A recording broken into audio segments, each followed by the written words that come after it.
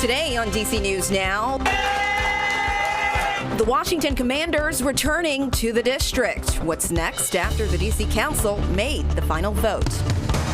And sunshine returns to the DMV. Meteorologist Brittany Ward is tracking your forecast.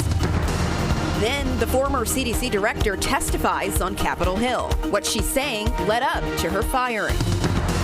Removing the mystery behind menopause. It can start as early as women in their late 30s. We'll learn why there's so many symptoms. And later, celebrating Hispanic Heritage Month, we explore the vibrant and essential roles these communities play in. You're watching the station covering all of the DMV. This is DC News Now. Good afternoon. Thank you for joining us for the news at noon. I'm Shanika Grimshaw on this Thursday. Meteorologist Brittany Ward is joining us with a check on the forecast. And Brittany, you're really lucky, I'm just going to say, because the last 2 days, a lot of rain. I was sick of it. I was over it. And I had really no one to complain to because I don't like to complain to Damon. I know. You know what? I came with the good weather, right?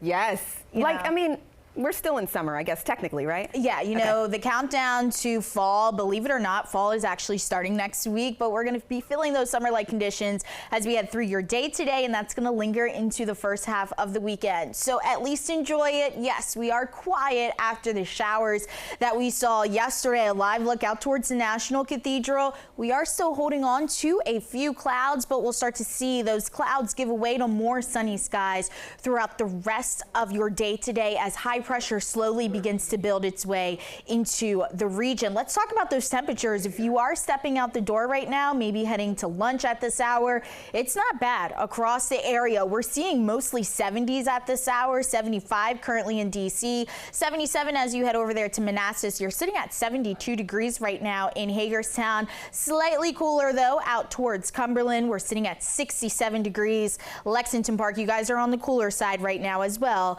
coming in at 68 degrees. Now, the rain was definitely a welcoming sight. This is the newest drought monitor that was released this morning. Our friends back off to the west. You guys have been upgraded to a severe drought closer to Washington, D.C., still holding on to mostly dry conditions. But then look at that tannish color out towards northern Virginia, Leesburg, Winchester, Woodstock. That means you guys are under a moderate drought. And we're going to continue to keep an eye out on those drought conditions. We'll start to see more rain though as we head towards the end of the weekend. So keep it here. We'll have a full breakdown of that, Shanika, and what to expect heading into the weekend up next. All right, sounds good, Brittany. Thank you. And turning now to Maryland, WSSC says they're working to repair water main break in Upper Marlboro. They tell us it's in the area near Marlboro Pike. WSSC says customers at the Forestville Apartments and the Forestville Healthcare Center are impacted. And because of this, Prince George's County School District says Longfields Elementary School is closed today, and no word when the water main break will be fixed. And a Virginia man is in custody after allegedly strangling a baby. Leesburg police say they responded to a home on Hancock Place yesterday after reports of a baby not breathing. The baby was rushed to the hospital, and investigators believe someone choked the baby. Later, the Loudoun County deputies and Leesburg police arrested Alvaro Mejia Ayala. He's facing strangulation charges. And an update this afternoon, police say a man died while attempting to ladder car onto a truck on the National Mall yesterday. And law enforcement rushed to 14th Street and Jefferson Drive and Southeast for a person trapped. The investigation is ongoing. And there were moments of uncertainty during the 2-minute warning. Some council members introducing several amendments to the $4 billion package to create a new stadium at the old RFK site. DC News Now's Yamari Sase has the latest at the Wilson building. And Yamari, she'll be focusing on the big day for the Commanders. Cheers erupted inside the D.C. Council chambers as the multi-billion-dollar RFK Stadium deal was passed 11-2. I'm just very happy. I love my team. And some feel the complete opposite. I was surprised that all of the amendments were shot down so quickly. Council members spent hours working through newly introduced amendments, and some passed, like $2 million in annual funding to support displacement prevention, plus funding for local youth sports teams. The community benefits agreement, $50 million is going to be coming to our city. It's going to be helping our youth in areas around education, youth sports, workforce development, and so there's a lot that was covered in this bill today. Councilmember Robert White pushed for even more, like funding for home ownership assistance and a $10 million penalty if the team missed housing or retail development deadlines. And those amendments failed. Deal needs more oversight and accountability, and I was really hoping to see more of those amendments pass, so that was quite disappointing. Environmental impacts also came up. Chairman Phil Mendelson says the commanders agreed to make the stadium as green as possible, aiming for zero waste and preserving most heritage trees. We wanted to make clear the commitment to be as green as possible while still giving them some flexibility.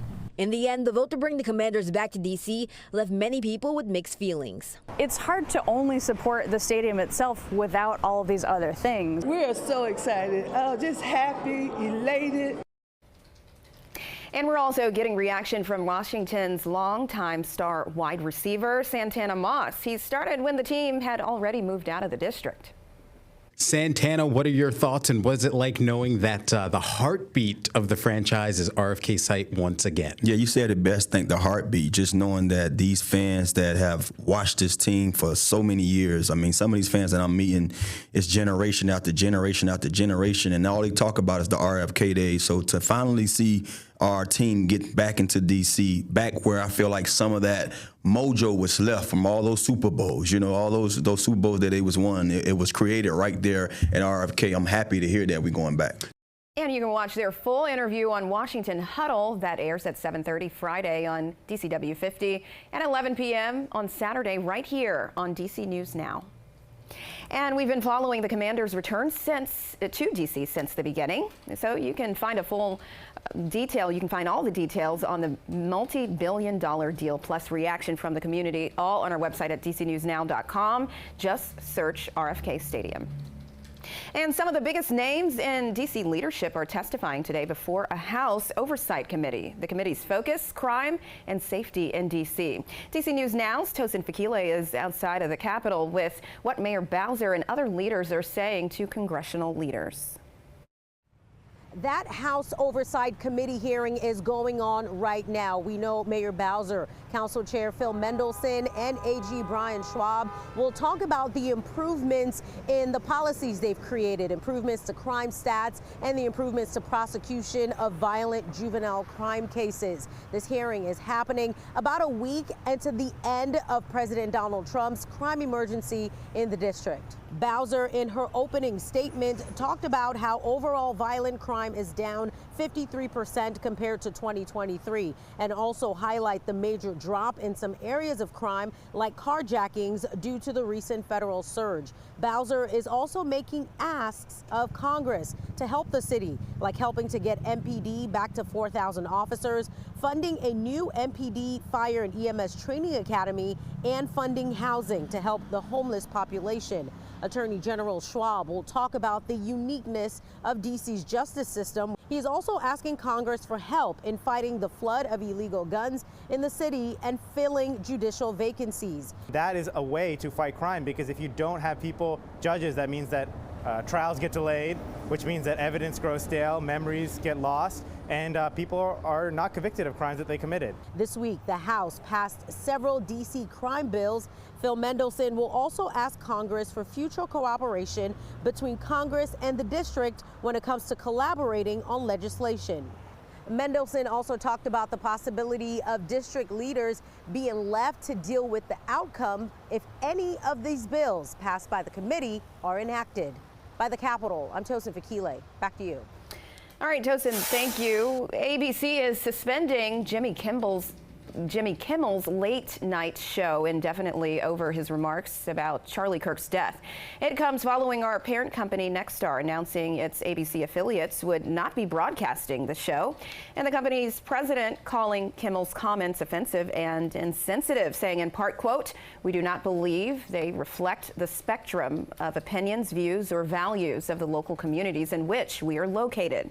Kimmel's team has not yet commented on the decision. And D.C. Council member Christina Henderson taken to social media after the news. She says in part, quote, "So late night television is just over at this point, huh? And if this is the standard now for networks, absolutely no commentary that offends the president or FCC chair. How does Saturday Night Live make it through season 51?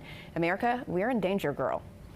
All right, in Prince George's County, a program in Laurel for teens to learn how to fly drones and get certified. DC News Now's Tim Reed has more on the initiative helping kids reach new heights.